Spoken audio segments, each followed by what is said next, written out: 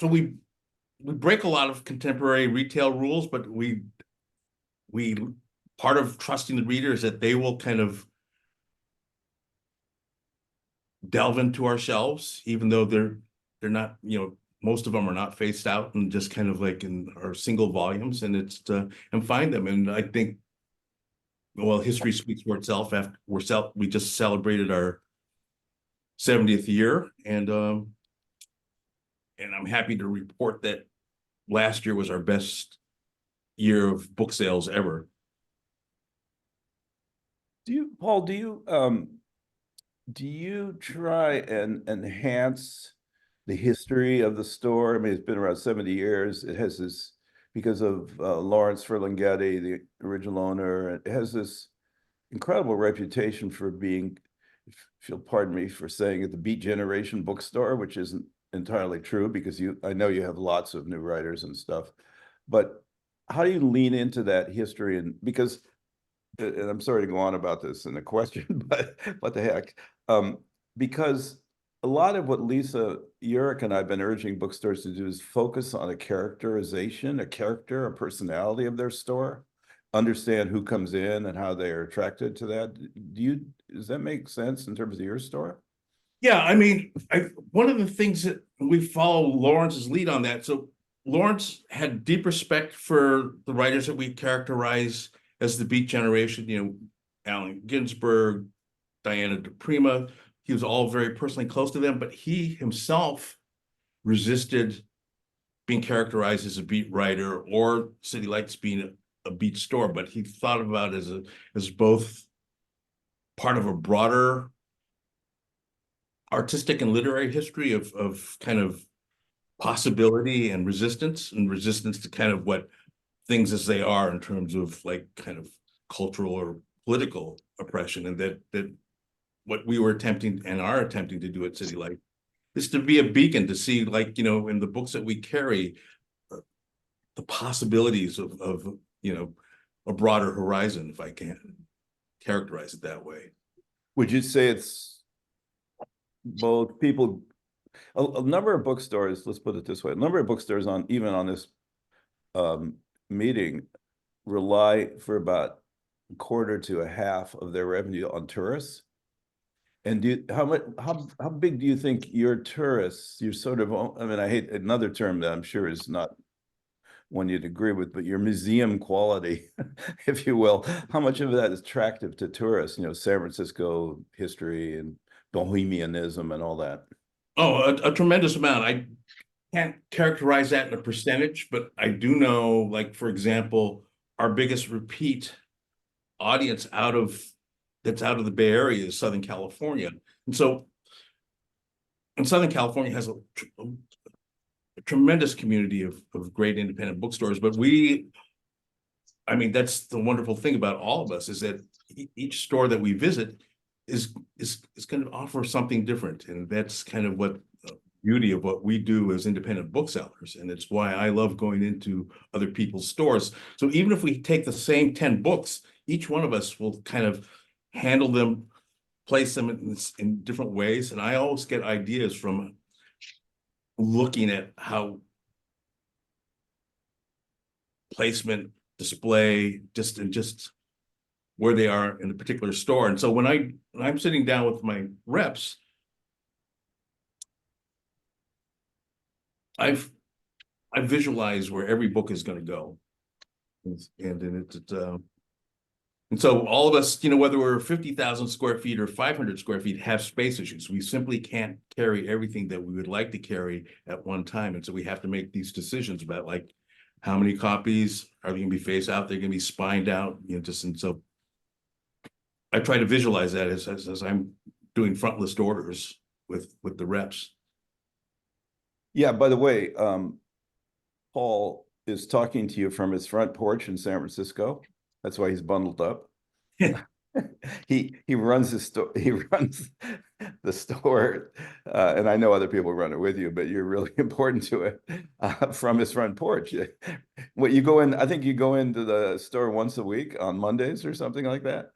Less frequently than that. I've had some health issues over the last few years, but my colleagues at the store, particularly Andy Bellows, who's the general manager, and Caitlin Wild, who's the floor manager, we're in constant communication, and and modern technology allows me to be dialed into, so I'm running sorts right now on our POS system in the background. Well, so without us walking through the store, just to delve a little deeper, one of the things that I'm always struck by City Lights is that it violates some of the rules that actually Lisa Uhrik and I are developing, which is face out books as much as possible. And so I'd love you to talk about that, but about the balance in the store, but also about the map of the store, which is extraordinary because there's 3 floors, even though it's a small bookstore. And maybe you could talk about, both about face out versus spine, and also about the layout. How in the world do you imagine the store when you're flowing through this funny little sort of townhouse almost? Well, the magic of the store is the building was one of the first buildings built in the North Beach part of San Francisco after the earthquake. So the building was built around 1907 and was owned by one family from 1907 to 1999, when Lawrence Ferlinghetti and Nancy Peters, 2 owners of City Lights, were able to purchase the building. And but the original store, and it's as you walk through the front door, it was less than 400 square feet. And Lawrence wanted, and Peter Martin, his original partner, wanted to open a store that browsing was the major function, and that if people chose to purchase books, that was great, but he wanted people to feel comfortable about becoming intimate with the book, before they made a decision to purchase. And that's still part of our ethos. And over the course of time, we slowly expanded. And so there was a basement area that became available, and that was the first expansion. And so if you go through the front entry through that original space, you go downstairs, and it's, as in many old buildings, a lot of brick dust and the smell of books. It's quite I think, a special space. And then next door, there was a travel agency, and we've just, over the course of 25 years, we're able to expand into the whole building. Then Lawrence was able to buy the building, 50 years, almost 50 years after we had started. And the upstairs, which used to be the poetry, and I think at one point maybe did a lot of events up there, which is up, people who haven't been there, it's up a wonderful little winding stairway. Feels very English, sort of James Naught bookstore like. The upstairs, is that newest writers or most experimental, or what is it? No, that's all poetry and beat writers. So Lawrence envisioned that room almost from the beginning. He didn't know what would we actually be upstairs in that space, but he always wanted a separate space for poetry. And so we keep that room as quiet and as spare as possible. And so where people can really sit down and absorb the poetry. And then if they choose to purchase a volume, that's great. But so he really wanted a room of contemplation. I think it's one of my favorite places in the store. And yeah, I actually have some pictures I took, but I'd have to search, so I'm not going to post them, but I might send them out later. But one of the things I love about the upstairs at City Lights, and if anybody thinks we're going on too long about the details of City Lights, please stop us. But one of the things I like about it is that it's spare, and it's much more exhibitory, much more about display of covers, and it's organized. And I think this is the principle of the whole store, and a lesson to all of us. It's organized around browsing and interest, not topic. And that's a principle that Lisa Uhrik and I both believe strongly in, that the traditional organization of bookstores by topic, where there's self-help, history, fiction, nonfiction, cooking, whatever, sales books, is a kind of mistake, because then people go in and they go to what they want and they leave. And it's anti-browsing, if you will. And browsing leads to me buying $100 worth of books upstairs at your poetry section, even though I don't read poetry much. And they're sitting here and I'm about to, delve into them, but I couldn't resist. I had to drop another $100 on your books. So talk about that a little bit, about, how you organized for sort of personality and interest rather than by topic. Look, the staff over, both present and in the past, my colleagues over we spend a lot of time talking about how we're going to organize books. And so the poetry is actually kind of the most conventionally organized section, where it's poets A through Z, but our fiction sections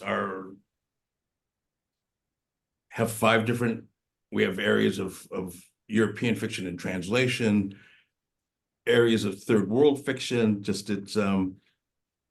that we have breakout sections where the staff curates that will be focused on a particular author or a particular publisher. And the member of the staff who's curating that section will actually have a dialogue with the publisher, have them create a small statement that we would print up and then along with their colophon or logo in that particular section. And those sections will be up for anywhere from 6 to 9 months. And we try to rotate that through and get proposals from the staff of what they would like to do. So that section kind of went into abeyance during the pandemic, but now that we're getting to whatever we want to call this period, we're going to revive that. And so we do that throughout the store, various pop-up sections where a staff member has an idea, or there's a area that we want to focus on, and we can pull from our backlist that will do that. And then other sections are we'll have a section on that we call green politics, that is not just environmental books, but all the kind of socio-political things that lead to the environmental crisis that we're in right now. And so we develop these things over a period of time through discussion among ourselves. And and our idea is to kind of be able to combine books where the books are in conversation with each other, and then reach out and form a conversation with the readers. Does City Lights rely on its staff not only for intense curation, but discussion with the customers? I mean, what do you do about encouraging dialogue between staff and customers? We encourage the staff, when asked a question or if customer is making an inquiry, to be as responsive as possible and as helpful as possible.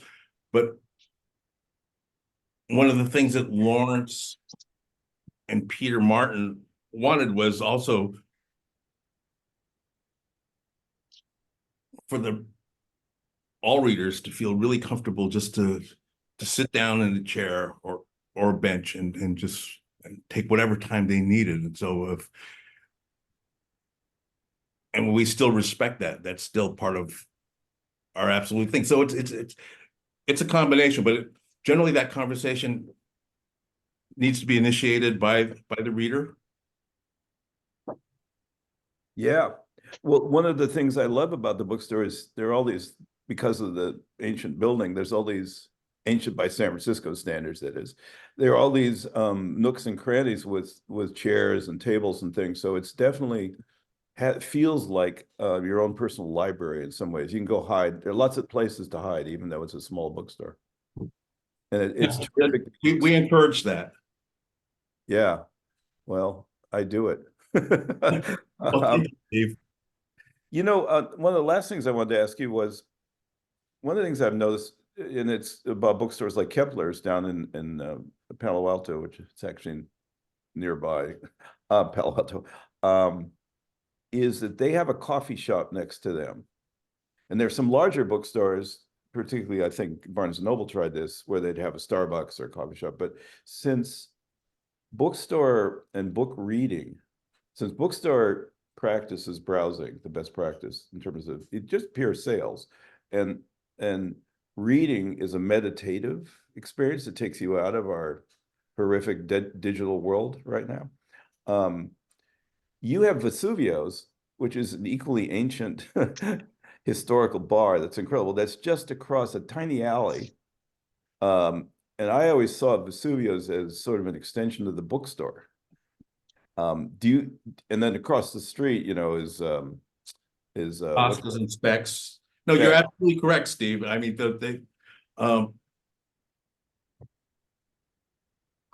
City Lights is at the intersection of two immigrant communities, the Chinese community and the Italian community, and adjacent to what had been the international district, which had been filled with seamen and just kind of people from all sorts. And so we're at the intersection of so many different communities, but, in terms of like having the coffee houses and the bars, that third room, that I think you're absolutely correct in kind of characterizing that as not just adjacent, but as contiguous to the store, so.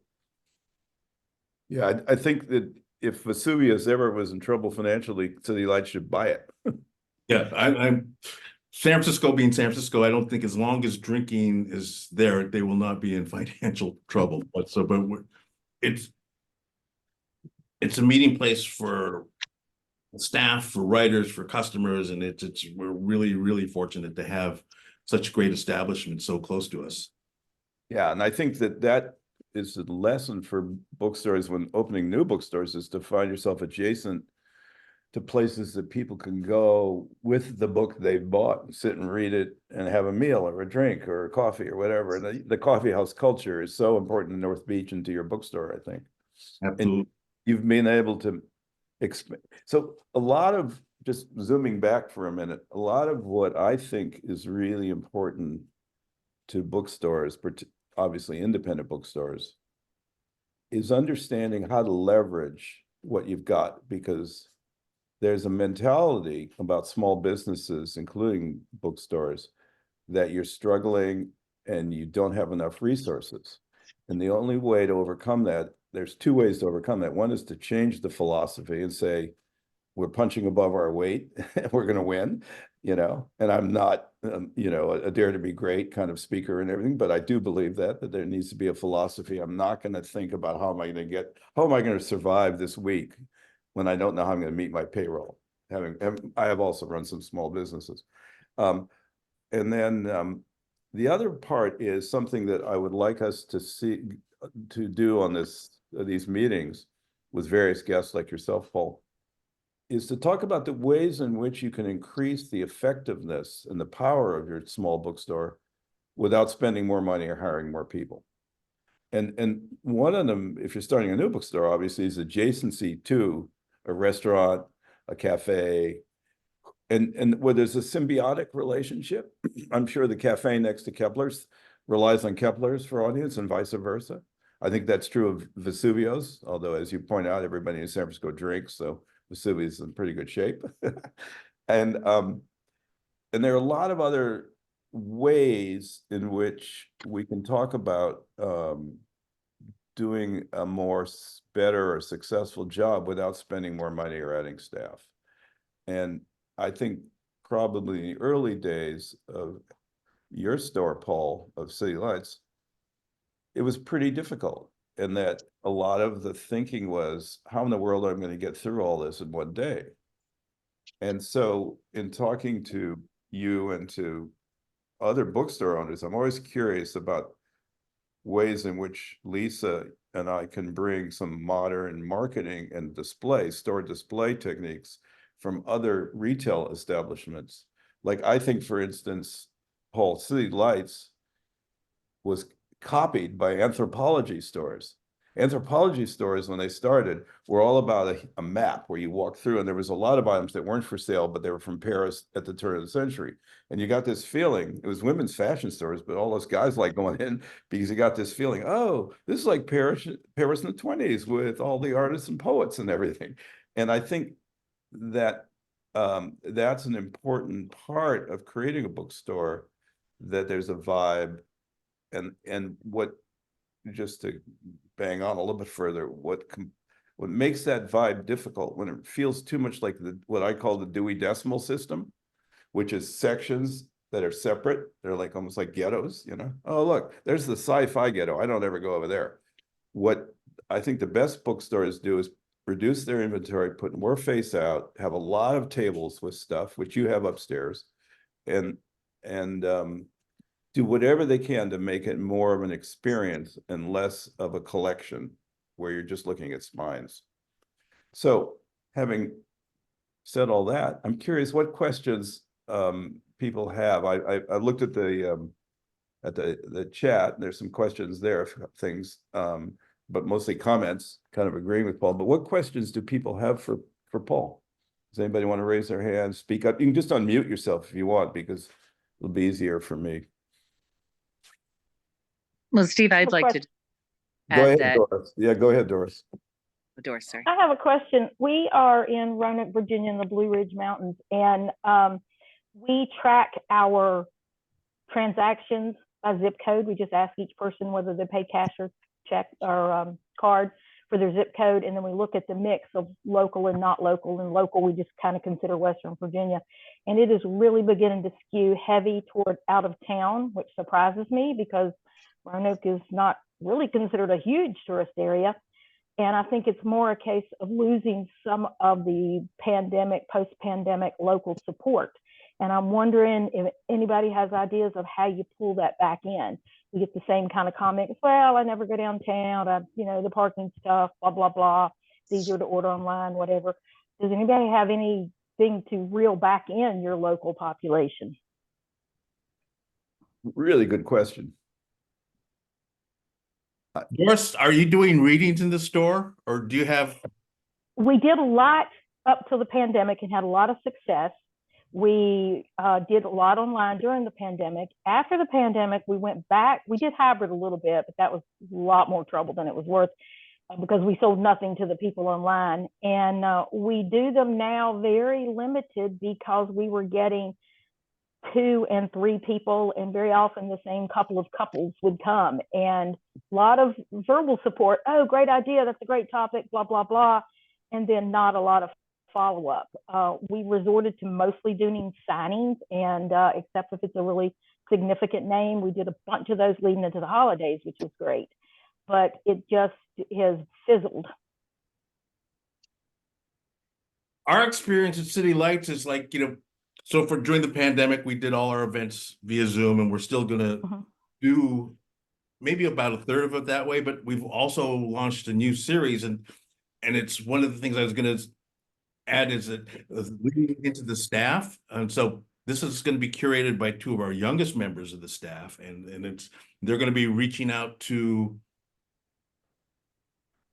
a younger generation of poets and publishers, and they just launched their first one, and it's going to be outdoors in the alley between Vesuvio's and City Lights, and so it's also in conjunction with Vesuvio. So it's a partnership with another local business, leaning into staff enthusiasm, generating, in this case, a whole new audience. And so their first one was they filled about maybe 30 seats in the alley.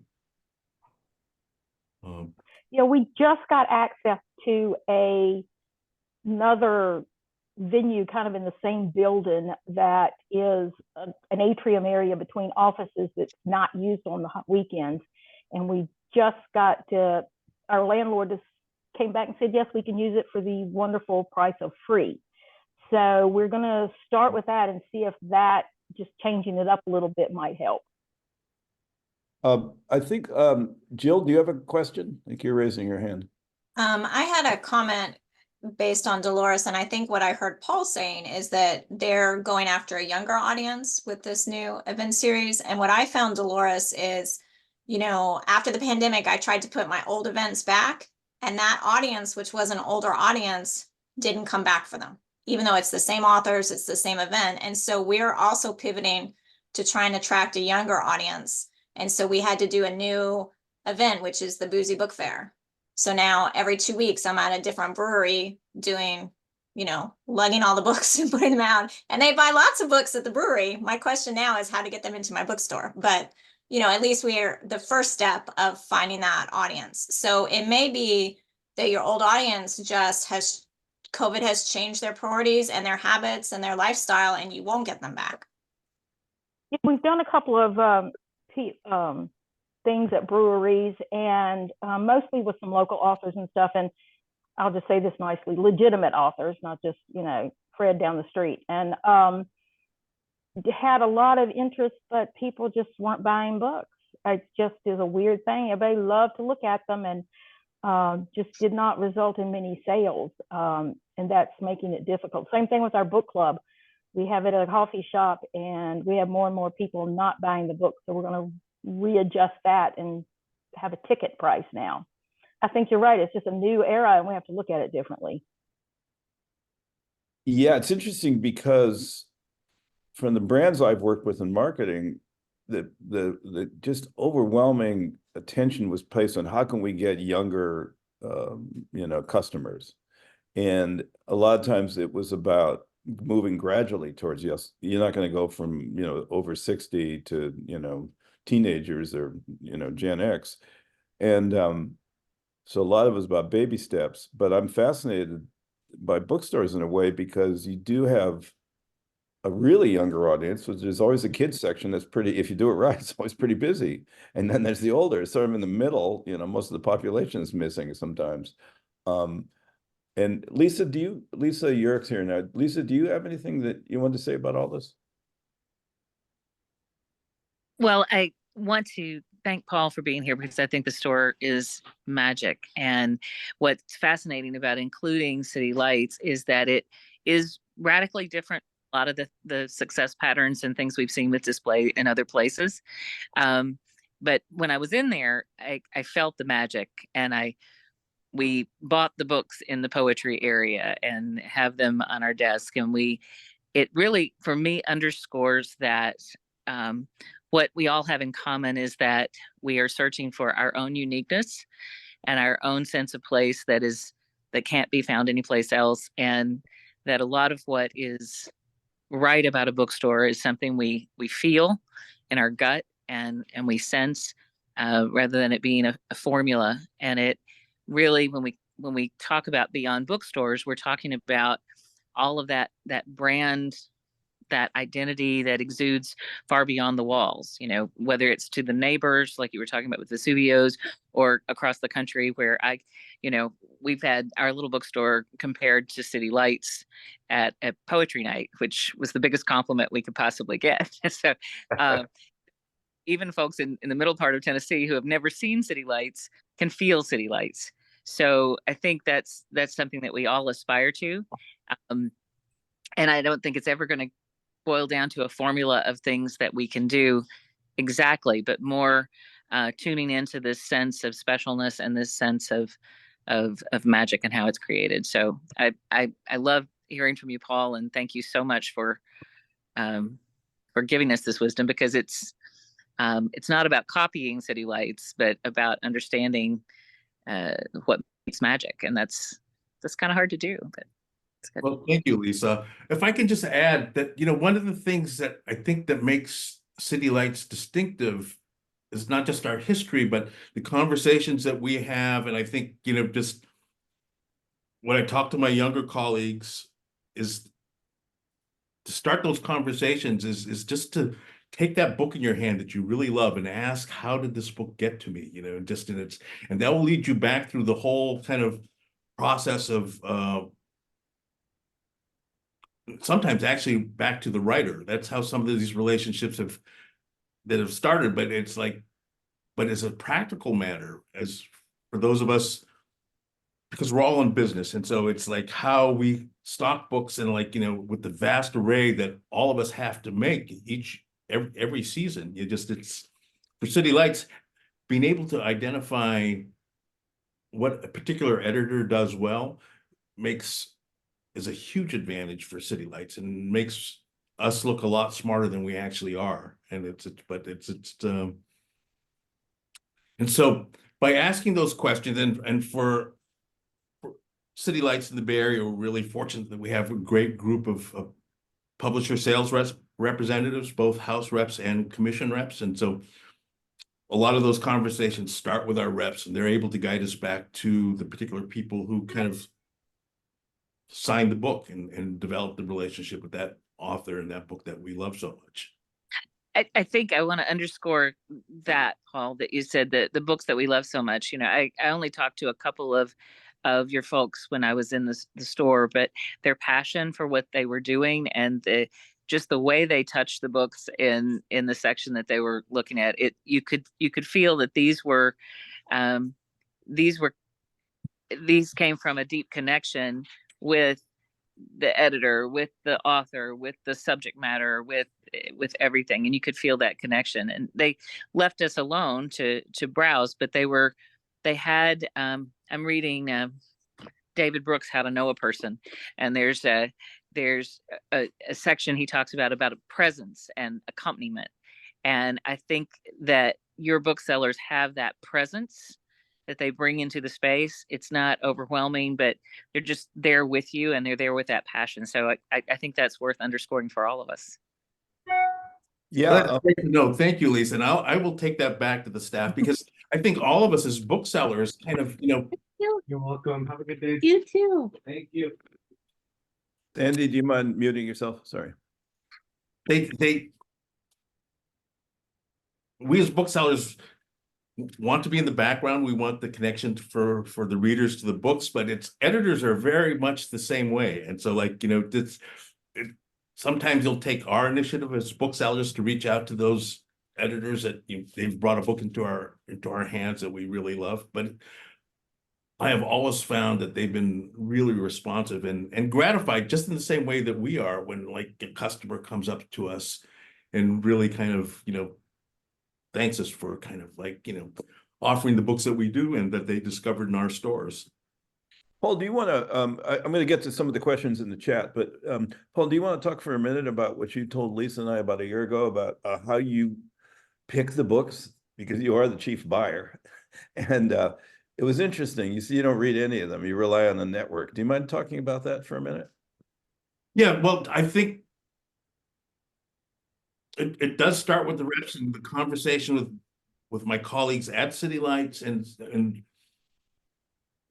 one of the things that we did for 40 years and it got broken by the pandemic, but we're bringing it back, is that we traditionally, one of the first things I did as a buyer, if I'm going to give my credit for anything, was to bring the whole staff into the front list process.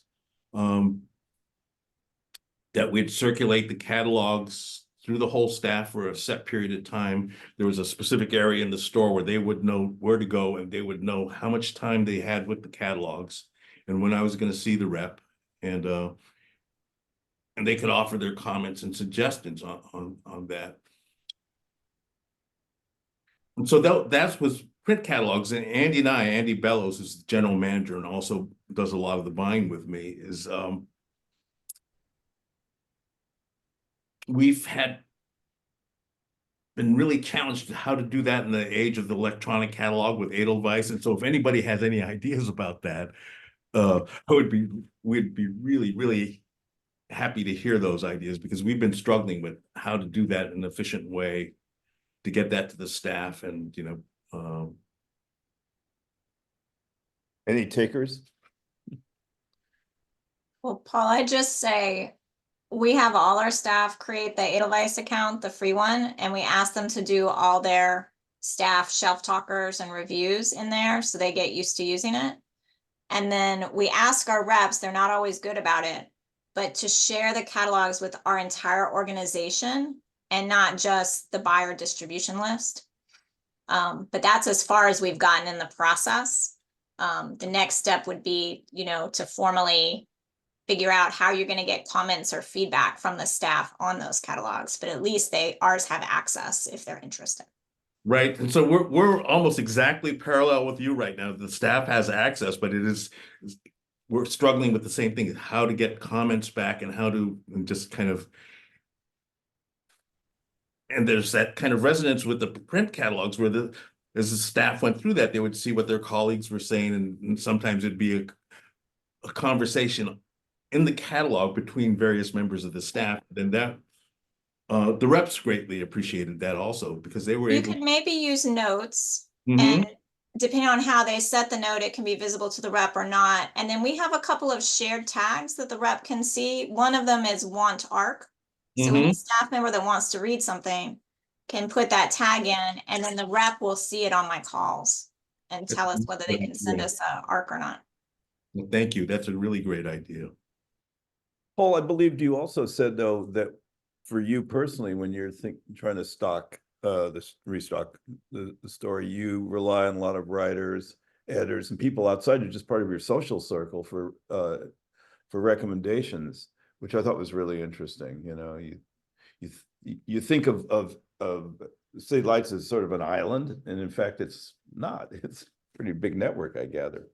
It is a big network. I mean, that's what I was referring to earlier about, like, kind of, I mean, all that which you just referenced, Steve, starts with, like, having that book in your hands that you really liked, and then just kind of asking the questions, how did it get to, and then that develops conversations with, that's how these conversations develop. And I think one of the things that's interesting about the book world is that, yes, there are hierarchies and there are large corporations and there's small businesses, but there's also a commonality of curiosities. And if you share that, and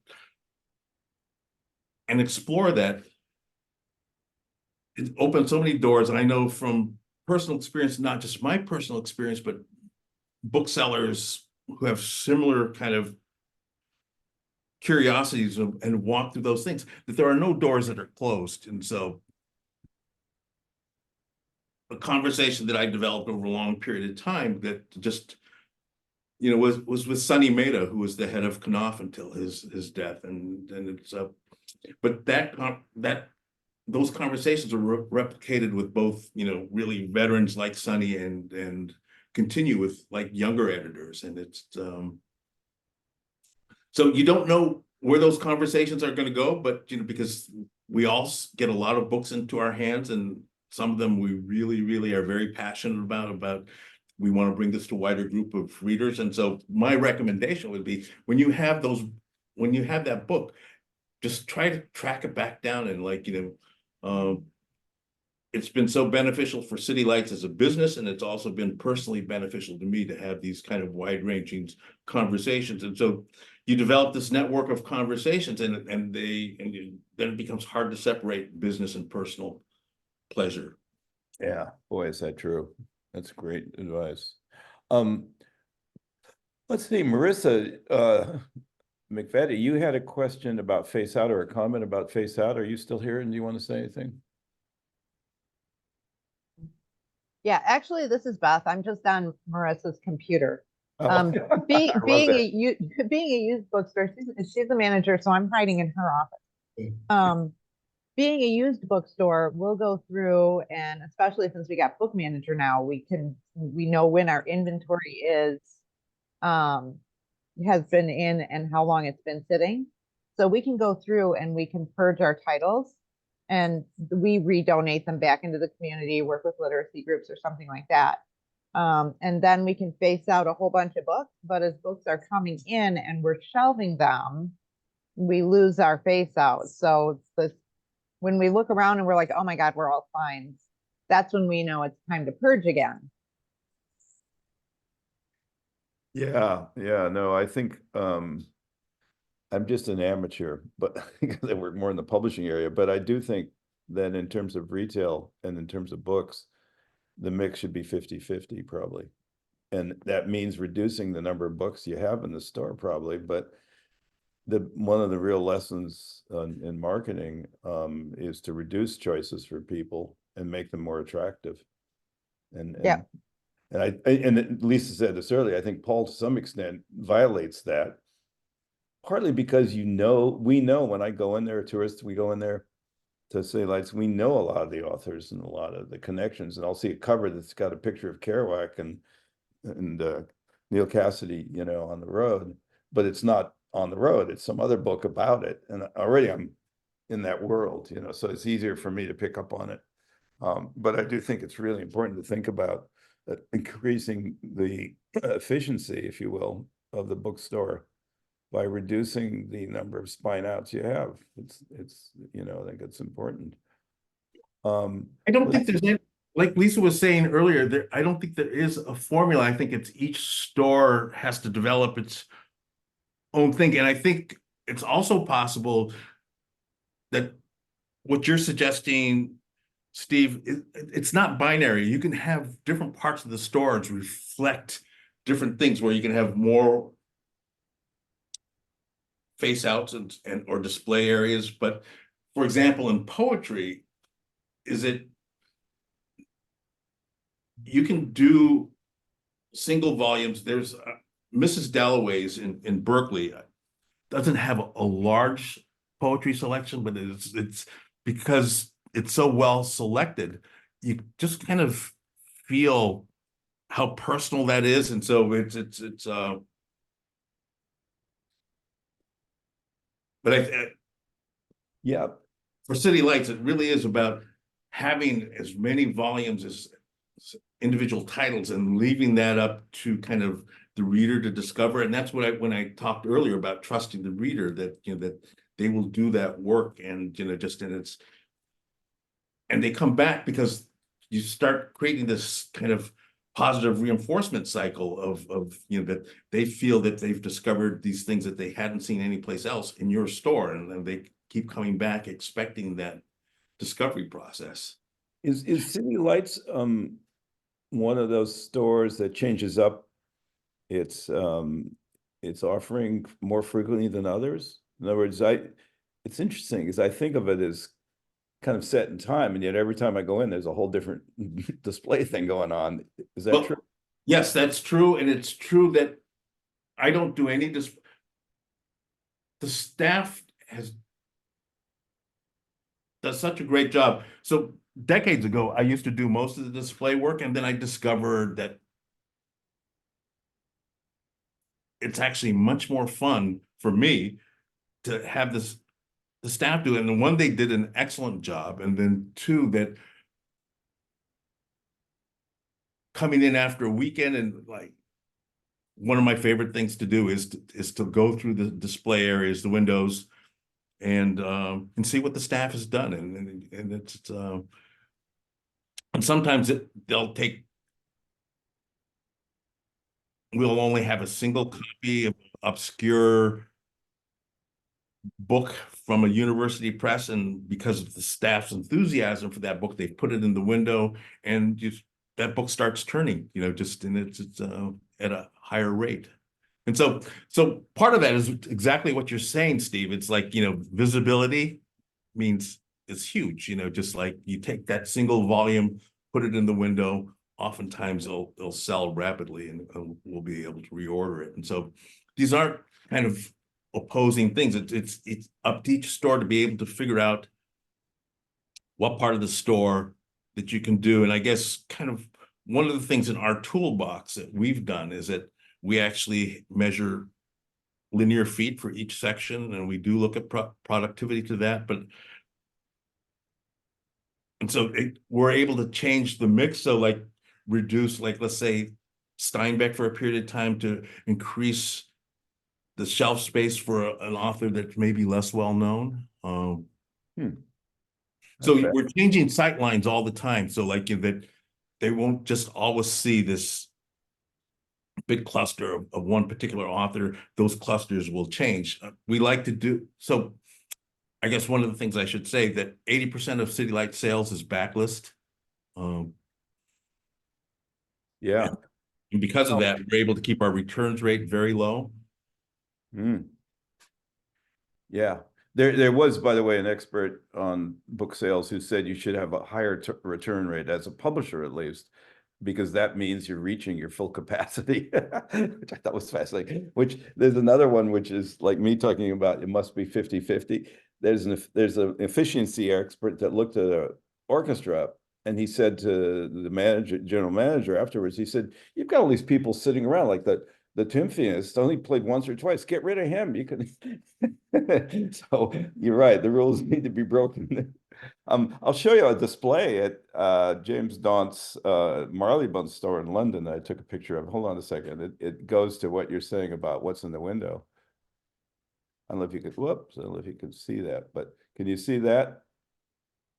Yes. It's all one book Yeah. with quotes around it. And that's true of the adjacent window. He has two windows in the Marylebone store. And so a lot of what he did is that. And then in the store, if you can see this, that's too small probably, but and there's a similar thing going on where there's one book with a lot of comments on it, but multiple copies. So it's a different approach, but it's one. And then the best example is this, if you can see it, which is there are many, many display tables at waist height in a Daunt bookstore. I think there are 5 in the UK. And what they do is they put some of the most interesting titles out that feel like they would go together. But in fact, you have fiction mixed with nonfiction. You have, you know, tech philosophy mixed with, you know, John Constable, a portrait and stuff like that. It's an interesting approach, and he's applying that to Barnes and Noble now. It's sort of taking an independent bookstore approach to Barnes and Noble and letting his staff control it a lot. What other questions did we have, though? Are there any other questions? Lisa, are you still there? Yes, I am. Any comments? Well, just I love exploring these different places. I put one comment in the chat that I've been hypothesizing that there are at least 2 forms of browsing, a curated browsing and a deep browsing. And I'm characterizing them, the curated browse, as something that we select for people and position in clear displays like face outs or vignettes or storytelling or whatever. And then the deep browse, where people come in expecting to spend a little more time and discover for themselves, and they love digging through, and they love, you know, finding things. So I think and then you've James Daunt shows another one with the 100-year, you know, bookstore, and the idea of this, it's a form of curated browse, you know, like here's a bookseller passion driven table that defeats all of the genre ideas. So there's a lot of different ideas here to study and look at, and I think that's really that's the continuing fascination, is like it's possible, and that's to create both the curated browse like in the poetry section of City Lights, and the deep browse like you find downstairs and throughout the, you know, the stairway and all those other things that you're doing for discovery. So I really enjoy thinking about those things. Here's a couple of questions also for you, Paul. Do you have a goal in terms of turns of your inventory? Is there a specific goal you have? I don't have a specific goal, but generally it averages out about to turns to about 3.3 turns a year. And it varies for the different types of publishers. So like, you know, when we're dealing with like PRH, for example, turn rate's higher, but for university presses, I have lower expectations. So like turn rate of 1 on a university press is acceptable. I see. Sarah, did you have a question for Paul? Yeah, I'm sorry, I can't be seen. I can't get my camera to work once I updated Zoom. Paul, how do you keep track of backlist versus frontlist sales? By category sections and also by pub date. So we can sort on all those things. We use word stock, and so Okay, so do I. Okay, I forgot about pub date. Yeah. and there's a field that like of date first in, and so you can sort on all those things, and it's so that's one way of doing that. Yeah. Paul, how do you Thank you. how do you define backlist as opposed to front? For us, front list is the initial buy, and once the initial buy is sold through as a budget category, it then goes into backlist.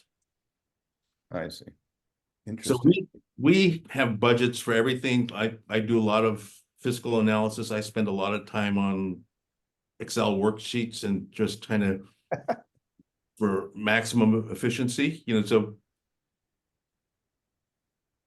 I love, Paul, that here is this, what appears to be ancient bookstore with all these great authors that are obscure or famous from 50 years ago, with an incredible drinking bar next door, and you're running all this data in the back from your front porch. I don't know how many other people are keeping track of what you're keeping track of, but it's fairly impressive as a media guy.